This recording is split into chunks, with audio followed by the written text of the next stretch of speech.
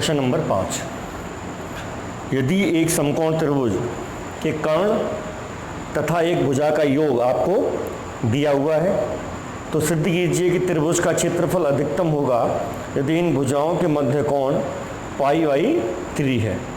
अब देखो बेटा, हमें क्वेश्चन कह रहा है कि हमें दो कोणों का योग, दो भुजाओं का योग हमें दिया हुआ है। तो हम दो भुजाएं जो दे रखी हैं हम वो मान लेते हैं AC और AB है।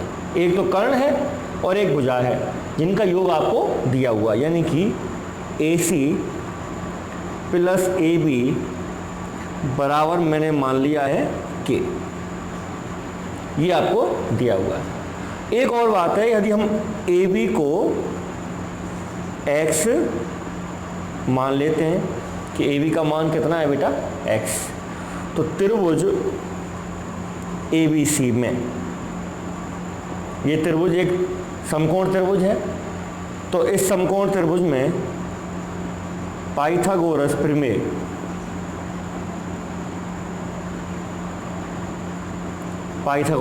से पाइथागोरस प्रमेय हमारी क्या कहती है, कर्ण स्क्वायर बराबर आधार स्क्वायर प्लस लंब स्क्वायर। तो कर्ण स्क्वायर की यदि हम बात करें तो ये हो जाएगा हमारा AC स्क्वायर बराबर AB square plus BC square. अब देखो बेटा, इसमें बात करूं मैं, AC का जो मान होगा, इसमें AC का जो मान होगा वो होगा K माइनस AB। AB की वैल्यू कितनी है X, तो AC का मान हो जाएगा हमारे पास K माइनस X। AC का मान है हमारे पास K माइनस X, लिख दिया मैंने। AB जो मैंने मान लिया है X, हम पहले मान चुके हैं। BC की वैल्यू हमारे पास नहीं है तो इसको BC को हम ऐसे लिख दें। तो यहाँ से BC स्क्वायर का मान हमें प्राप्त होता है K minus X square minus X square. Bracket open करें तो K square plus X square minus 2KX minus X square. इस तरह से X स्क्वायर कैंसिल, हमें BC स्क्वायर की वैल्यू प्राप्त होती है K स्क्वायर माइनस 2KX। ये हमारा BC स्क्वायर है। ठीक है बेटा। अब हमसे क्वेश्चन में इस त्रिभुज के क्षेत्रफल की चर्चा कर रहा है वो, तो त्रिभुज ABC का क्षेत्रफल, जिसको मैं मान लूँ S, ये होगा 1/2 आधार गुणा ऊंचाई। आधार है हमारे पास AB और ऊंचाई है अपने पास BC।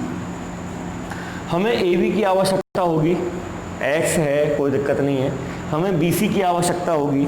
तो BC नहीं है हमारे पास है BC स्क्वायर।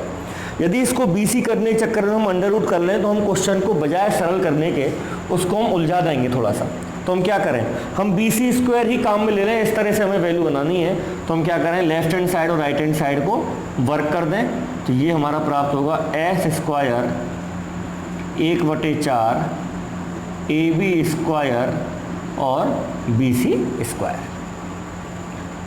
तो इस तरह से S स्क्वायर की वैल्यू हमें प्राप्त होती है 1/4। AB है X स्क्वायर कर दें तो X स्क्वायर और BC स्क्वायर है K स्क्वायर माइनस 2KX। इस तरह से हमें S स्क्वायर जो मिलता है वो मिलता है K square X square minus 2KX cube बटे 4। तो बेटा ये S स्क्वायर की वैल्यू है। अब हम इस S स्क्वायर का X के सापेक्ष अवकलन प्राप्त कर लें।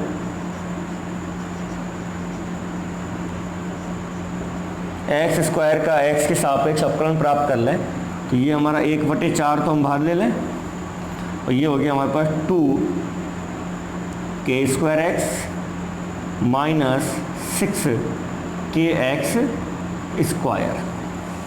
और जैसा कि आप जानते हैं कि मैक्सिमा और मिनिमा पॉइंट फाइंड आउट करने के लिए हम इस वैल्यू को 0 के बराबर पुट करेंगे।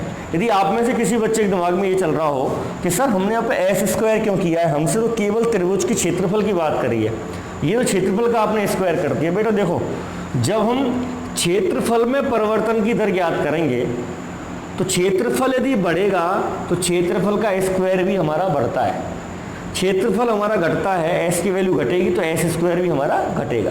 तो एस के बढ़ने पर एस स्क्वायर भी बढ़ता है, एस के घटने पर एस स्क्वायर भी घटता है।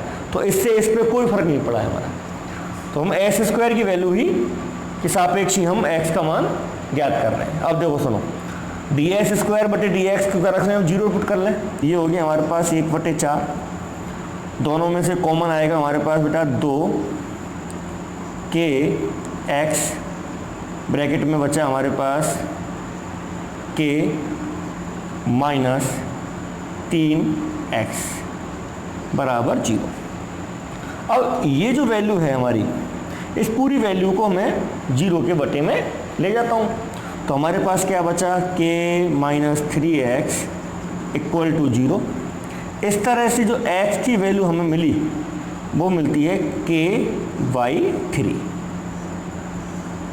अब इस x बराबर k/3 पर हमें ये ज्ञात करना है कि हमारे त्रिभुज वाले क्षेत्रफल का मान मैक्सिमा होगा या मिनिमा होगा इस दिए गए बिंदु पर।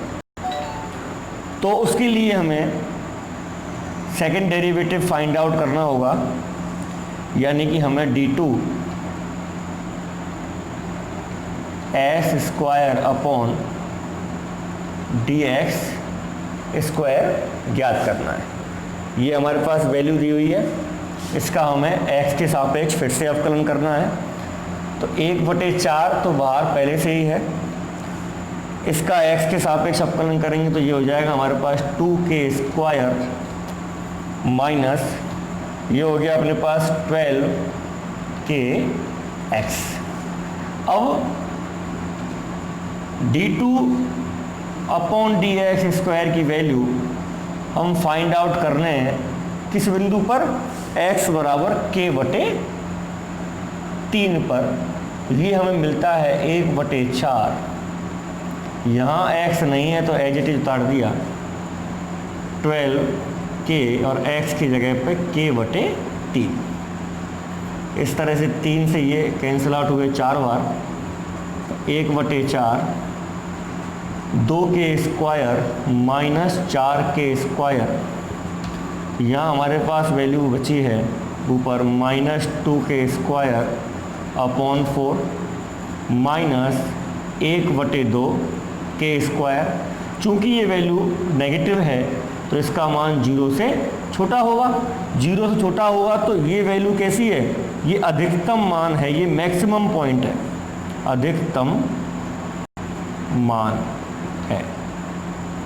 अब देखो बेटा, अधिकतम मान किसका है, अधिकतम मान है ABC के क्षेत्रफल का। किस बिंदु पर, x बराबर k/3 पर। और हमसे क्वेश्चन भी क्या कह रहा था, हमसे क्वेश्चन कह रहा है तो सिद्ध कीजिए कि त्रिभुज का क्षेत्रफल अधिकतम होगा। तो त्रिभुज का क्षेत्रफल कैसा है, अधिकतम है। अतः x बराबर k/3 पर त्रिभुज का क्षेत्रफल अधिकतम होगा। अब इस क्वेश्चन के सेकंड पॉइंट पर आते हैं। वो यूँ कह रहा है भैया जो आपने 2 भुजाएं स्टार्टिंग में ली हैं कौन कौन सी, एक तो AC और एक AB, उनके मध्य जो कोण है वो π/3 के बराबर है। ये कर्ण है, ये आधार है। हम जानते हैं आधार बटे कर्ण, आधार बटे कर्ण जो होता है वो होता है cos थीटा। अब AB का मान x और AC का मान जो है वो है k माइनस x। तो AB की जगह हम रखेंगे x और यहाँ हो जाएगा k माइनस x बराबर cos थीटा। अब x की वैल्यू कितनी है हमारे पास, k/3, तो k/3 बटे, यहाँ हम k/3 रखेंगे तो ये हो गया 3k माइनस k/3 यानी कि 2k/3 बराबर cos थीटा। यहाँ से 3 से तो 3 कैंसिल, k से k कैंसिल, यानी कि cos थीटा बराबर प्राप्त हुआ है 1/2। यहाँ देख लें बेटा, जब cos थीटा का मान 1/2 है, हम जानते हैं cos में 1/2 जो होता है वो cos π/3 की वैल्यू होती है। cos से cos कैंसिल, इस तरह से थीटा की वैल्यू जो हमें मिलती है वो मिलती है π/3, इस थीटा की वैल्यू। और यही हमें सिद्ध करना है कि इन दोनों भुजाओं के मध्य जो कोण है वो π/3 के बराबर है।